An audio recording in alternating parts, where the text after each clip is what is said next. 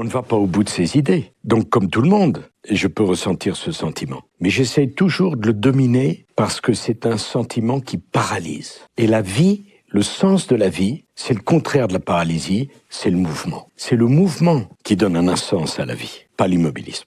Et pourquoi vous avez eu besoin d'écrire un livre? Vous auriez pu le raconter dans une interview. Est-ce que vous l'avez écrit au fur et à mesure, ce livre? Comment ça s'est passé en prison pour l'écriture, je parle? Vous savez, je ne m'attendais pas du tout à connaître cette expérience de la prison, invraisemblable. Et quand je suis rentré dans ma cellule et que les surveillants ont fermé la porte, puisque j'étais 23 heures sur 24 fermé dans 12 mètres carrés, et je me suis assis sur le lit, il y avait un lit et une chaise. Je ne savais pas combien de temps ça allait durer. Je n'avais aucune idée de combien de temps j'y resterais. Et je me suis dit, si je ne fais pas quelque chose, il y a un risque de devenir fou. Et donc, 5 minutes après être rentré en cellule, seul, il y a une petite table en bois plaqué, avec une chaise en plastique.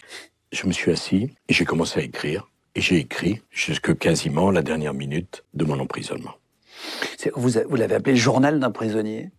Vous avez choisi le titre après l'avoir écrit, dès le début, vous avez dit... Non, le titre m'est venu tout de suite et j'ai voulu faire le prisonnier pour banaliser.